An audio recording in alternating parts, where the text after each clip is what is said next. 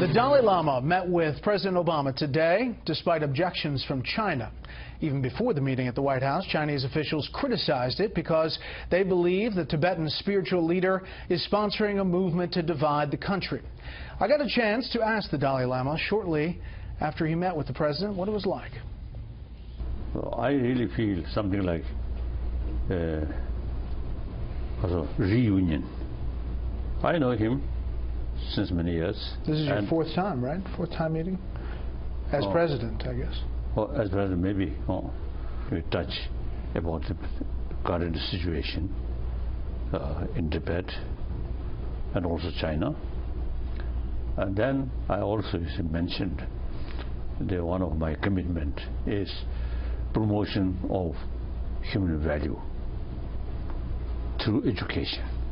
The Dalai Lama's short White House visit is yet another sore point in a decades-long, some say centuries-long, conflict between China and Tibet. Tibet claims China is suppressing Tibetan autonomy and its Buddhist religion and culture.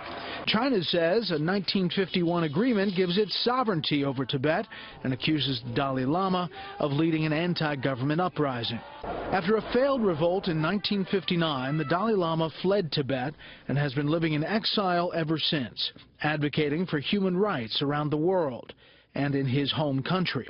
And every meeting between Dalai Lama and a U.S. president or foreign leader has drawn heavy criticism from China, including today. It is always controversial because of China's reaction to your meeting with anyone. Yes, that's normal. It's normal. Yes, that's routine. We are not,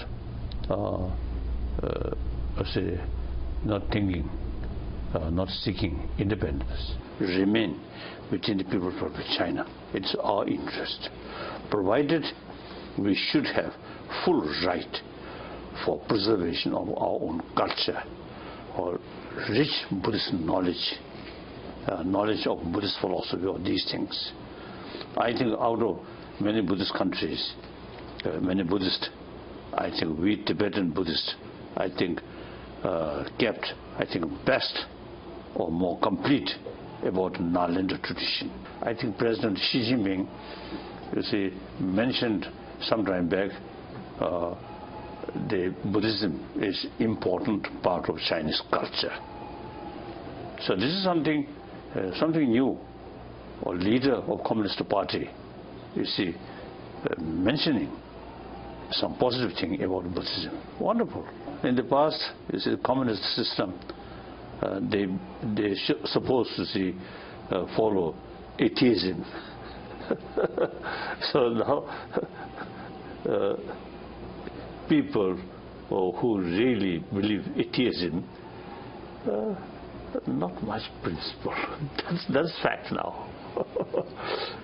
So I think the Chinese people, including leaders, I think are getting some new experiences.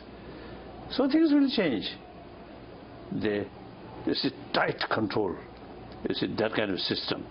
There's no future. Quite sure. So it's only a question of time. You see, the China also have to open.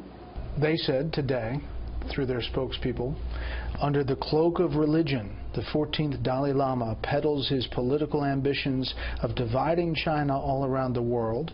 We ask all countries and governments not to give him any room to carry out such campaigns, even less risking arousing the firm opposition of 1.3 billion Chinese people. If we have opportunity to ask 1.3 billion Chinese each, I don't think it's the same view. Do you follow U.S. politics? These days now, there's a report about your elections or the candidates, some sort of argument or criticism like that. And what do you think about it? So sometimes it's quite strange, but okay. Quite strange. I think American people, I think, have this sort of ability to judge.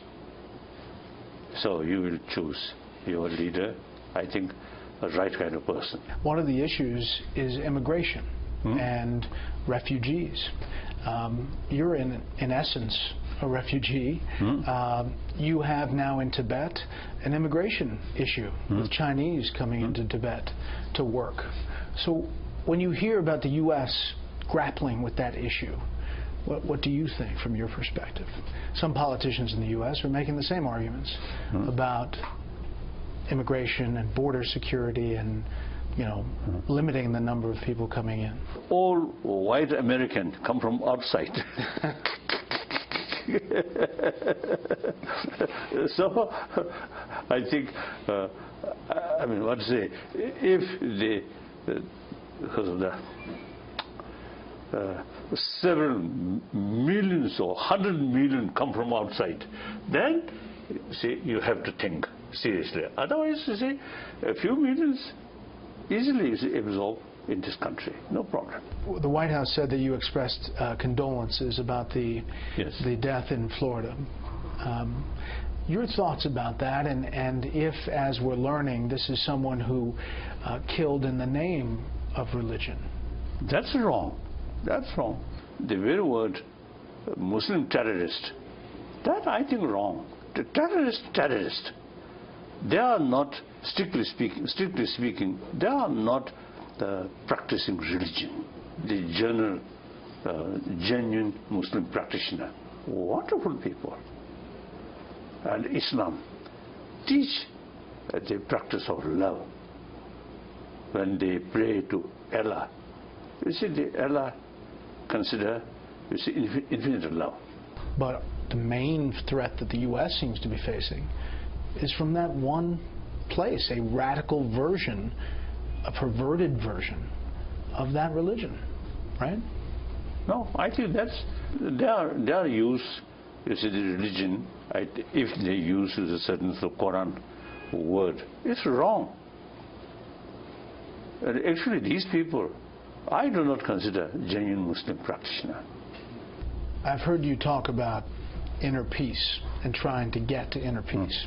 And in today's day and age, with all of these things and the technology that all of our families and all of our kids deal with, what do you say to a family that says it's running so fast and the world is so fast?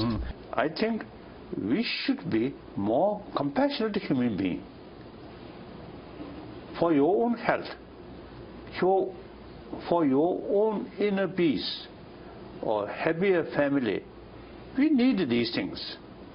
Money will not bring inner peace.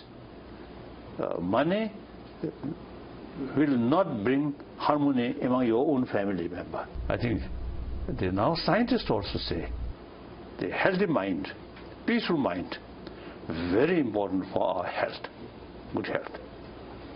So healthy mind, healthy body, very close. Considering all the things we face around the world, are you optimistic about the world's future? Oh yes, because you see, I know, because as I mentioned, you see, the scientists now, and many of my friends, you see, consider, you see, basic human nature is more positive. If basic human nature is more negative, then no hope. Last thing. Have you ever seen the movie Caddy Shack? What? Caddy Shack, the movie? I don't know. You don't know the movie? I don't know. The part about the Dalai Lama? Have you ever played golf? No. You're not a big hitter? Then Batman. But not golf? No. There's a classic movie called Caddy Shack where they talk about the Dalai Lama. I see. I had to ask you about it. I don't know. Well, thank you very much for the time. Thank you. Very appreciated. Thank you. I had to ask him. Big hitter, the Lama. Well, thank you for the Dalai Lama for that time.